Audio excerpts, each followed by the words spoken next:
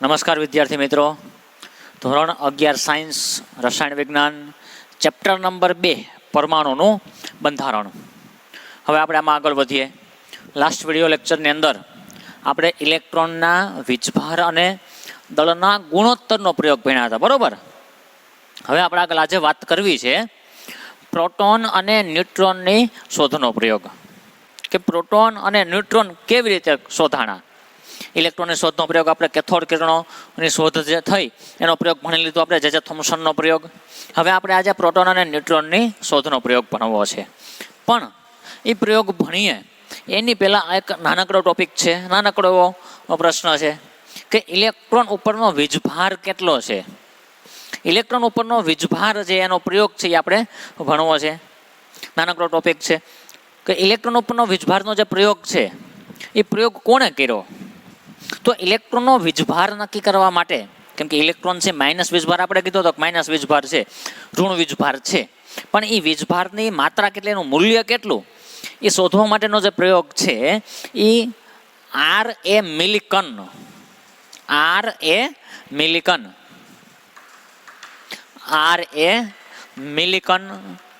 નામના જે વૈજ્ઞાનિક છે એમણે કરેલો. R.A. મિલિકન નામના વૈજ્ઞાનિકે ઇલેક્ટ્રોન ઉપરના વીજભાર મેળવવા માટે પ્રયોગ કર્યો હતો. અને એ જે પ્રયોગ છે એ પ્રયોગને તેલ બિંદુ પદ્ધતિ તરીકે ઓળખવામાં આવે છે. ઇલેક્ટ્રોનનો વીજભાર નક્કી કરવા માટેની તેલ બિંદુ પદ્ધતિ વર્ણવો, બરોબર.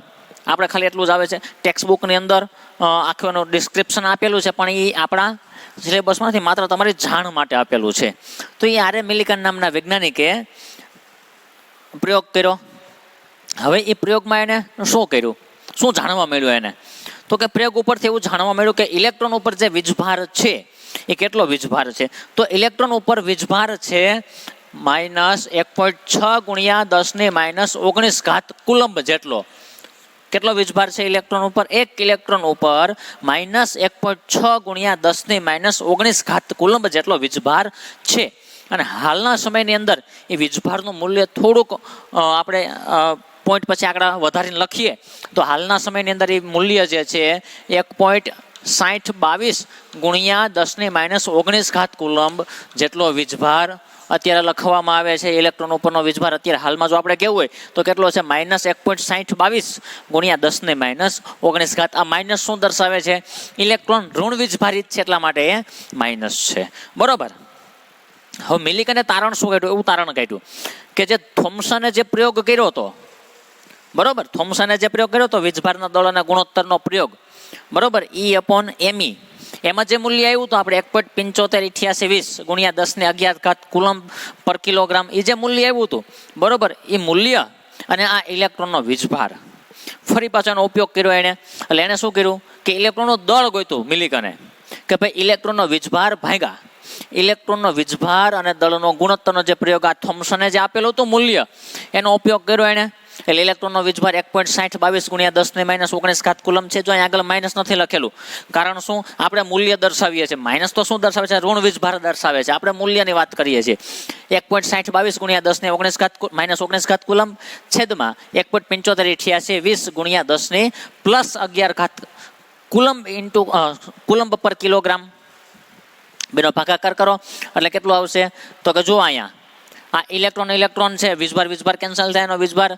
હવે અહીંયા Me એટલે માસ ઓફ ઇલેક્ટ્રોનનું દળ છેદમાં છે, એટલે ક્યાં આવે? અંશમાં આવે, છેદનો છેદ અંશમાં, એટલે અંશમાં, એટલે કે આપણને ઇલેક્ટ્રોનનું દળ મળશે કેટલું? તો કે 9.1094 × 10⁻31 કિલોગ્રામ. કેવી રીતે? જો અહીં 10⁻19 કિલોગ્રામ છે, છેદમાં 10⁻+11 છે, તો છેદમાં જે ઘાત પ્લસ છે ઉપર આવે એટલે માઇનસ થાય, ઉપર આવે એટલે કેટલી થશે? એ -11, બરોબર. સાદું રૂપ આપશો એનું એટલે તમને જવાબ આવશે 9.1094 × 10⁻31 કિલોગ્રામ. આ કુલમ કેન્સલ થાય, છેદનો છેદ અંશમાં આવે એટલે કિલોગ્રામ. તો આપણને શું મળ્યું? આ ઇલેક્ટ્રોનનું દળ મળી ગયું. ઇલેક્ટ્રોનનું દળ એટલે ઇલેક્ટ્રોનનું વજન કેટલું છે? 9.1094 × 10⁻31 કિલોગ્રામ, બરોબર. આવું તારણ છે. આ પ્રયોગો છે કોને કર્યા? R.A. મિલિકન નામના વૈજ્ઞાનિકે. ઓકે મિત્રો, આટલું થયું. હવે આપણે આગળ વધીએ. આપણો જે મૂળ પ્રશ્ન છે કે પ્રોટોન અને ન્યુટ્રોનની શોધનો પ્રયોગ. તો આ પ્રોટોન અને ન્યુટ્રોનની શોધનો પ્રયોગ છે એ પ્રોટોનની શોધ કેવી રીતે થઈ? તો જે આપણે ઇલેક્ટ્રોનની શોધ માટે કેથોડ કિરણ નળીનો પ્રયોગ કર્યો હતો સેમ જ છે પ્રોટોનની શોધ માટેનો, પણ થોડો ફેરફાર એમાં કરેલો. ફેરફારવાળી કેથોડ કિરણ નળી લીધી. હવે ફેરફારવાળી કેથોડ કિરણ નળી એટલે કેવી રીતે, કેવી કેથોડ કિરણ નળી લીધી હશે એ લોકોએ? તો જે આકૃતિ તમે કેથોડ કિરણના પ્રયોગમાં ભીણા એ જ આકૃતિ રાખવાની, પણ ફેરફાર કેટલો કરવાનો છે માત્ર? તો કે એમાં જે કેથોડ હતો, ધાતુની પ્લેટ રાખી હતી, એની બદલે આ પ્રયોગમાં તમારે શું કરવાનું કે ધાતુની પ્લેટની બદલે કેથોડ ઉપર એક છિદ્રાળુ ધાતુની પ્લેટ રાખવાની. કેવી પ્લેટ રાખવાની? છિદ્રાળુ, છિદ્રોવાળી, બરાબર, ધાતુની પ્લેટ રાખવાની. કેથોડ કિરણ નળીના પ્રયોગમાં જેમ કેથોડમાંથી ઇલેક્ટ્રોન ઉત્પન્ન થતા હતા અને એનોડ તરફ જતા હતા, એમાં એવી રીતે તો આમાં શું થશે હવે? તો કે આમાં એનોડમાંથી કિરણો ઉત્પન્ન થશે અને ક્યાં જશે? કેથોડમાં જશે. ક્યાં? એનોડમાંથી ઉત્પન્ન થઈને ક્યાં જશે? કેથોડમાં. ઊંધો પ્રવાહ ચાલશે, બરોબર. એટલે કેથોડ કિરણો જે હતા એની કરતાં ટોટલી વિપરીત તમને મળશે. કેથોડ કિરણો ઋણ વીજભારિત હતા, તો આ તમને ધન વીજભારિત મળશે. હવે આ પ્રોટોનની શોધનો જે પ્રયોગ છે, ફેરફારવાળી જે કેથોડ કિરણ નળી આપણે લીધી, એમાં જે કિરણો ઉત્પન્ન થયા એને નામ આપવામાં આવ્યું કેનાલ કિરણો. શું નામ આપવામાં આવ્યું એને? કેનાલ કિરણો. ઓલા કેથોડ કિરણો હતા, આને શું નામ આપવામાં આવ્યું? કેનાલ કિરણો, બરોબર. જે ઋણ વીજભાર ધરાવતા કેથોડ કિરણો હતા એના કરતા વિપરીત વીજભાર ધરાવે છે. એનો મતલબ શું થયો? કેથોડ કિરણો ઋણ વીજભારિત હતા, તો આ કેનાલ કિરણો કેવા થયા? ધન વીજભારિત થયા. કેવા? ધન વીજભારિત. અને ધન વીજભારિત હતા એટલા માટે તો એ એનોડથી નીકળી અને કેથોડ તરફ આકર્ષણ. કેથોડ માઇનસ હોય ને, એટલે એનોડ ધન હોય, એનોડમાંથી નીકળી અને કેથોડ તરફથી આકર્ષણ. હવે એ જે કેનાલ કિરણો છે એની લાક્ષણિકતાઓ કેવી છે, બરોબર? એની લાક્ષણિકતાઓ જોઈએ. જેમ આપણે કેથોડ કિરણોની લાક્ષણિકતાઓ જોઈ એવી રીતે આ કેનાલ કિરણો જે છે, એનોડ કિરણો જે છે, પ્રોટોન છે, એની લાક્ષણિકતાઓ આપણે જોઈએ. તો પહેલી લાક્ષણિકતા આપણને શું કહે છે? તો કે કેથોડ કિરણો કરતા વિપરીત ધન વીજભાર વાળા કણો કેથોડ નળીમાં હાજર રહેલા વાયુના સ્વભાવ ઉપર આધાર રાખે છે. જેમ આપણે કેથોડ કિરણ નળીના પ્રયોગમાં કીધું હતું કે જે કાંઈ કેથોડ કિરણો ઉત્પન્ન થાય છે એ નળીમાં હાજર રહેલા વાયુ અથવા વિદ્યુત ધ્રુવના સ્વભાવ પર આધાર રાખતા નથી, એમ કીધું હતું આપણે કેથોડ કિરણો માટે. પણ આ કેનાલ કિરણો જે છે એ કોના ઉપર આધાર રાખે છે? વાયુના સ્વભાવ ઉપર આધાર રાખે છે. એમ એટલે કે અંદર કયા પ્રકારનો વાયુ છે એ પ્રયોગમાં આપણે કીધું હતું કે શૂન્ય અવકાશ કરી દો અથવા ખૂબ નીચા દબાણે પૂરતા વોલ્ટેજ સાથે વાયુ અંદર તમે ભરો, બરોબર, તો આમાંથી વિદ્યુતનું વહન થાય, એટલે કે તો કેથોડ કિરણો ઉત્પન્ન થાય એવું કીધું હતું આપણે. એટલે અંદર જે કાંઈ વાયુ છે, બરોબર, એના સ્વભાવ પર આ કેનાલ કિરણો આધાર રાખશે કે વાયુ કયો છે, એનો સ્વભાવ કેવો છે, બરોબર. અને આ માત્ર સાદા ધન વીજભારિત વાયુમય આયનો છે. શું કહે છે? માત્ર સાદા ધન વીજભારિત વાયુમય આયનો. એટલે આ કેનાલ કિરણો જે છે, બરોબર, પ્રોટોન છે કાંઈ નથી.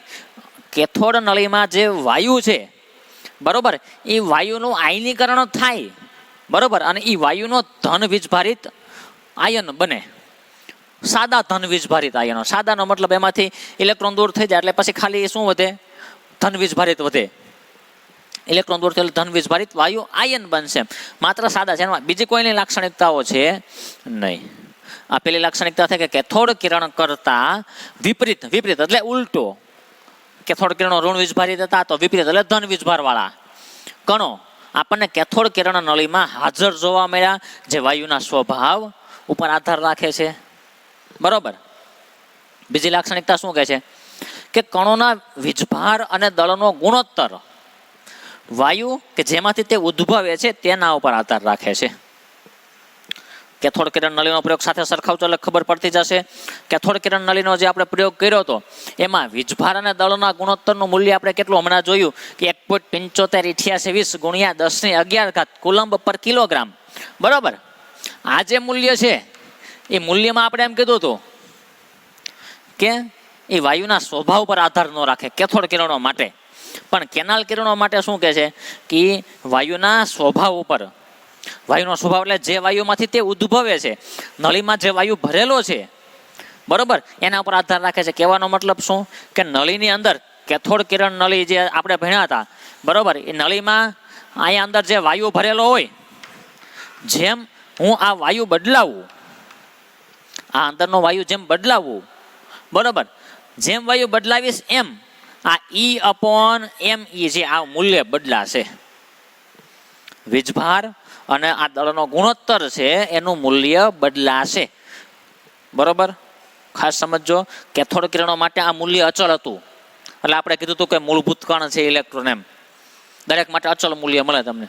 પણ આના માટે એવું થશે નહીં. કેનાલ કિરણો માટે આ વીજભાર અને દળનો જે ગુણોત્તર છે એ દરેક વાયુ માટે અલગ અલગ હશે. એટલે કે જે વાયુમાંથી ઉદ્ભવે છે, જે વાયુમાંથી આ કેનાલ કિરણો ઉદ્ભવા, એ વાયુના સ્વભાવ ઉપર આધાર રાખે છે, એ વાયુ ઉપર આધાર રાખે છે કે એનું વીજભાર અને દળના ગુણોત્તરનું મૂલ્ય કેટલું હશે. આ બીજી લાક્ષણિકતા થઈ. ત્રીજી લાક્ષણિકતા શું કહે છે એની? ત્રીજી લાક્ષણિકતા ખાસ સમજવાની છે. કેટલાક ધન વીજભારિત કણો વીજભારના મૂળભૂત એકમના ગુણક જેટલો ધન વીજભાર ધરાવે છે. ધન વીજભાર ધરાવે, પણ ધન વીજભાર કેટલો હશે એમ પ્રશ્ન છે. ધન વીજભાર કેટલો હશે? તો કે વીજભારના મૂળભૂત એકમના ગુણક જેટલો. હું એમ કહું, કોઈ ધન વીજભારિત કણ છે, આપણે બેઝિક લેક્ચરમાં જે ભણ્યા હતા, કોઈનો વીજભાર +1 હોય, કોઈનો +2, કોઈનો +3, બરોબર. હવે એ જે પ્લસ વીજભાર છે, તો આ +1 લખવું, +2 લખવું, +3 લખવું, બધા સરખા જ થાય? ના, સરખા ન થાય. તો કે વીજભારનું મૂલ્ય કેટલું છે, એની માત્રા કેટલી છે? તો એના માટે જે R.A. મિલિકન નામના વૈજ્ઞાનિક છે, એને એક સૂત્ર આપ્યું તો Q = NE. આ E એટલે વીજભાર થાય, બરોબર. અને આ N એટલે શું થાય? તો કે N એટલે પૂર્ણાંક સંખ્યા, જે કીધું ને એકમના ગુણક જેટલો મૂળભૂત વીજભાર. જો વીજભારના મૂળભૂત એટલે આ વીજભાર, બરોબર, એનો મૂળભૂત એકમના ગુણક જેટલો. ગુણક એટલે ગુણાકાર, એકમ એટલે આ જે અંક છે N ની સંખ્યા જે છે, જે ધન પૂર્ણાંક સંખ્યા હોય.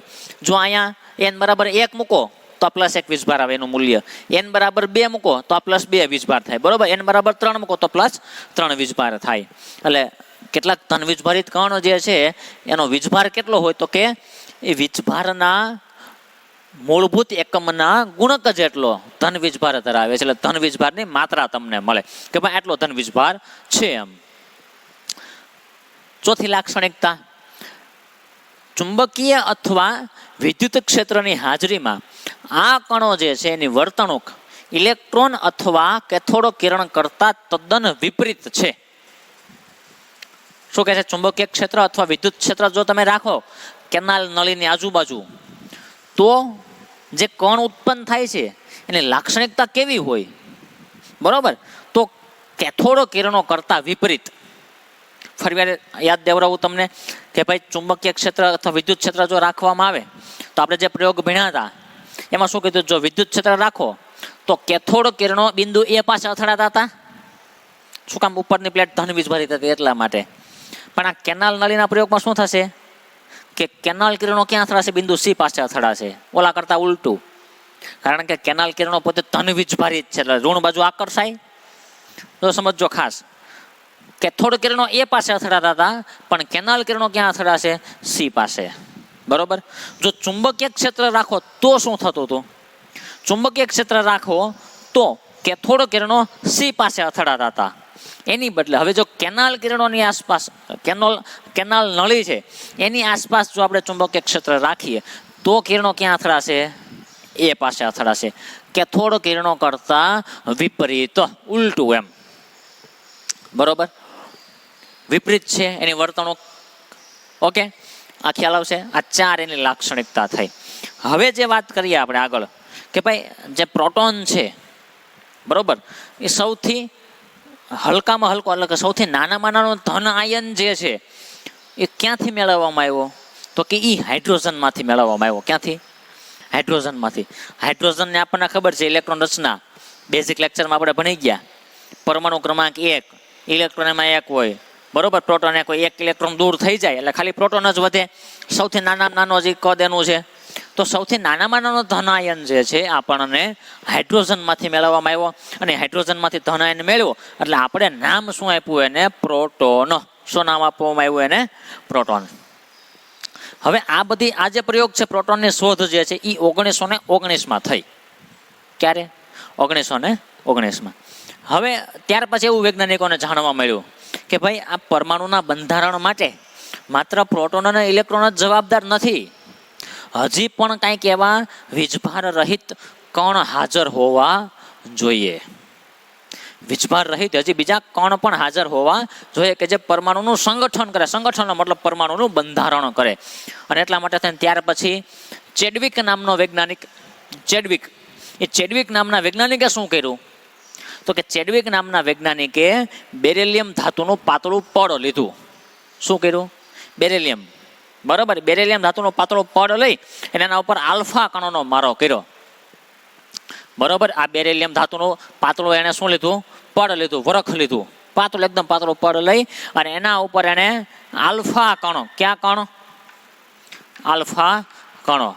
હવે જો કદાચ તમે ભણ્યા હોય, ન ભણ્યા હો, 3 પ્રકારના વિકિરણો જે છે પદાર્થમાંથી ઉત્સર્જિત થતા. આપણું આવર્ત કોષ્ટક જે છે, આવર્ત કોષ્ટકમાં આપણે એમ કહીએ અમુક તત્વો છે રેડિયો સક્રિય તત્વ, એટલે કે પોતાનામાંથી આપમેળે વિકિરણનું ઉત્સર્જન કરે. રેડિયમની જે વાત કરીએ તો આપણે એમ કહીએ કે રેડિયમ ચમકે, બરાબર, ઉપર પ્રકાશ પડે. એકવાર તમે પ્રકાશ પાડી દો રેડિયમ ઉપર, રેડિયમ પછી ઓટોમેટિક ચમકા કરે. શા માટે એવું થતું હોય? તો એમાંથી રેડિયમમાંથી આલ્ફા, બીટા અને ગામા 3 પ્રકારના વિકિરણ ઉત્સર્જન થતા હોય. આલ્ફા, બીટા અને ગામા, કોઈ પણ પદાર્થમાંથી વાત કરીએ એમ, આલ્ફા, બીટા અને ગામા 3 પ્રકારના વિકિરણો જે ઉત્સર્જિત થાય. બરાબર, એમાં આલ્ફા કણ જે છે એની વાત કરે છે. આલ્ફા કણ એટલે શું? તો કે આલ્ફા કણ જે છે એ એક પ્રકારના હિલિયમના પરમાણુ જેવા છે. કોના જેવા છે? હિલિયમના. હિલિયમ પરમાણુ ક્રમાંક 2, પરમાણુ ભાર 4. એટલે આલ્ફા કણો જે છે એ હિલિયમ જેવા છે. બીટા કણો જે છે એ ઇલેક્ટ્રોન જેવા છે. કેવા છે? એટલે એને બેરિલિયમ ધાતુનું પાતળું પડ લઈ અને એના ઉપર આલ્ફા કણોનો મારો કર્યો. આલ્ફા કણોનો મારો કર્યો એટલે એને એક પ્રકારના તટસ્થ કણો જોવા મળ્યા, વીજભાર રહિત. વીજભારની દ્રષ્ટિએ કેવા છે? તટસ્થ, પ્લસ ચાર્જ નથી, માઇનસ ચાર્જ નથી. એની તટસ્થ કણોને ચેડવિકે નામ શું આપ્યું? ન્યુટ્રોન. તો આવી રીતે ન્યુટ્રોનની શોધ થઈ. હવે એ ઇલેક્ટ્રોન, પ્રોટોન, ન્યુટ્રોન શોધાઈ ગયા. હવે એના ગુણધર્મ કેવા છે? બરોબર, એની વાત કરીએ આપણે તો આપણી ટેક્સ્ટ બુકમાં લખેલું છે કોષ્ટક 2.1 એવું લખેલું છે. હવે કોષ્ટક છે સામેના પેજ ઉપર છે, બરોબર. એ કોષ્ટક એ આ પ્રશ્નનું જ છે. તો એ કોષ્ટકની અંદર આપણને ઇલેક્ટ્રોન, પ્રોટોન અને ન્યુટ્રોન વિશે માહિતી બધી આપેલી છે જે આપણે અત્યાર સુધી ભણ્યા. બરોબર, તો ઇલેક્ટ્રોનની સંજ્ઞા કેવી છે? ઈ, સ્મોલ ઈ. નિરપેક્ષ ભાર, ભાર એટલે વીજભાર. અહીંયા ભાર એટલે શું દર્શાવે છે? વીજભાર, વજન નથી દર્શાવતા હો. નિરપેક્ષ ભાર. મિલિકને જે તેલ બિંદુનો પ્રયોગ કર્યો એ તેલ બિંદુ પ્રયોગ ઉપરથી એને મૂલ્ય કેટલું જાણવા મળ્યું? 1.6022 × 10⁻19 પણ આગળ નિશાની કેવી? માઇનસ. નિરપેક્ષનો મતલબ કોની સાપેક્ષ નહીં એમ. મિલિકને જે પ્રયોગ કર્યો મને ઇલેક્ટ્રોનનો જ ભાર મળ્યો, તો એકલા ઇલેક્ટ્રોન જ, કોની સાપેક્ષ નહોતો મળ્યો એના વીજભાર. બરોબર, એ મૂલ્ય એને -1.6022 × 10⁻19 કુલમ જેટલું મળ્યું હતું. સાપેક્ષ ભાર હમણાં વાત કરીએ આપણે, -1 છે. દળ, ઇલેક્ટ્રોનનું દળ કેટલું મળ્યું? તો કે 9.939, એટલે અંદાજિત 9.1094 × 10⁻31 કિલોગ્રામ. બરાબર, દળ યુનિટમાં પેલા ચેપ્ટરમાં આપણે આવશે યુનિટનું કન્વર્ઝન, કિલોગ્રામથી યુનિટ, ગ્રામથી યુનિટ. તો યુનિટમાં જો દળ ફેરવવામાં આવે તો એ દળનું મૂલ્ય 0.00054 યુનિટ મળે છે. હવે 0.000 છે એટલે અંદાજિત મારે આશરે દળ લખવું હોય તો કેટલું કહેવાય? એ 0 જ કહેવાય. 0.000 છે એટલે ખૂબ નાની કિંમત છે એટલે 0 જ લખાય. પ્રોટોન માટે જો વાત કરીએ તો પ્રોટોન છે સંજ્ઞા કેપિટલ પી છે પ્રોટોનની સંજ્ઞા. હવે સંજ્ઞા પી છે તો વીજભાર એનો કેટલો? નિરપેક્ષ ભાર. ઇલેક્ટ્રોનનો જેમ -1.6022 × 10⁻19 છે તો પ્રોટોનનો પ્લસ આવે, કારણ કે અહીંયા કેનાલ કિરણો નળીનો પ્રયોગમાં આપણે કીધું ને કે થોડો કિરણો કરતા વિપરીત એટલે ઉલટા, કે થોડો કિરણો માઇનસ હતા તો આ કહેવાય છે પ્લસ. વીજભારનું મૂલ્ય સરખું જશે બે માટે, ઇલેક્ટ્રોન અને પ્રોટોન માટે. +1.6022 × 10⁻19 કુલંબ. સાપેક્ષ ભાર કેટલો? +1. હવે આ બેન સરખાવો જુઓ, આ માઇનસ, આ મૂલ્ય તો સરખા જ છે બે. આ મૂલ્ય બે, જો બે મૂલ્ય સમાન માત્ર નિશાની વિરુદ્ધ છે તો આનો સાપેક્ષ ભાર એકાબીજાની સાપેક્ષે નક્કી કરું તો આ જો મૂલ્ય તો કેન્સલ થઈ જાય તો આ -1 વીજભાર થાય ને આનો કેટલો થાય? +1 વીજભાર થાય. સાપેક્ષ, એકાબીજાની સાપેક્ષ છે એમ. આ સાપેક્ષ ભારનો મતલબ એકાબીજાની સાપેક્ષ છે. પ્રોટોનનું દળ કેટલું છે કિલોગ્રામમાં? તો કે 1.67262 × 10⁻27 કિલોગ્રામ.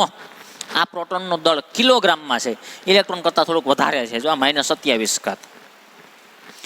યુનિટમાં દળ કેટલું થાય એનું? તો કે યુનિટમાં દળ થશે 1.00727 યુનિટમાં 1.00727 બરોબર, અને આશરે મારે દળ લખવું હોય તો પોઈન્ટ પછી આંકડા જો 0077 છે એ અવગણી નાખું તો અંદાજિત દળ કેટલું થાય એનું 1 યુનિટ એવું દળ થાય. ન્યુટ્રોનની વાત કરીએ, ન્યુટ્રોન છે સંજ્ઞા કેપિટલ સ્મોલ એન છે, ન્યુટ્રોન સંજ્ઞા સ્મોલ એન, વીજભાર નિરપેક્ષ ભાર, ભાર એટલે વીજભાર 0, કોઈ પ્રકારનો વીજભાર એના ઉપર છે નહીં. સાપેક્ષ ભાર નિરપેક્ષ 0 છે તો સાપેક્ષ 0 જ હોવાનો ને, બરોબર. એનું દળ કેટલું છે 1.6743 ગુણ્યા 10⁻27 ઘાત કિલોગ્રામ. પ્રોટોન કરતાં સેજ દળમાં વધારે છે ન્યુટ્રોન. પ્રોટોનનું જે દળ છે એની કરતાં, પ્રોટોનનું જે વજન છે એની કરતાં ન્યુટ્રોનનું વજન કેવું છે, થોડું વધારે છે. જો અહીંયા 1.6762 છે ને અહીંયા 1.67493 છે. જો અહીંયા 262 છે 493 છે. એટલે પ્રોટોનનું દળ છે એના કરતાં ન્યુટ્રોનનું દળ થોડું વધારે છે. દળ યુનિટમાં જોઈએ તો આનું કેટલું મળે છે 1.00867. સરખાવો તો ખબર પડી જાય. 1.00727 અને 1.00867. એટલે ન્યુટ્રોનનું દળ થોડુંક વધારે છે. અંદાજિત દળ મારે આશરે દળ કેવું હોય તો પોઈન્ટ પછી આંકડા ગણી નાખો એટલે કેટલું થાય અંદાજિત દળ એનું પણ 1 થાય. એટલે પ્રોટોનનું દળ આપણે 1 કહીએ છીએ, ન્યુટ્રોનનું દળ પણ અંદાજિત આશરે 1 યુનિટ કહીએ છીએ. તો આ પ્રોટોન, ઇલેક્ટ્રોન અને ન્યુટ્રોન જે છે એની આપણે બેઝિક માહિતી થઈ ગઈ. એની શોધ થયા પછી એના મૂળભૂત ગુણધર્મ કેવા છે એની વાત થઈ ગઈ. ઓકે મિત્રો, આટલું આપણે સ્ક્રીનશોટ લઈ અને પૂરું કરીએ. ફટાફટ આનો સ્ક્રીનશોટ લઈ લ્યો અને જોઈ લ્યો એટલું.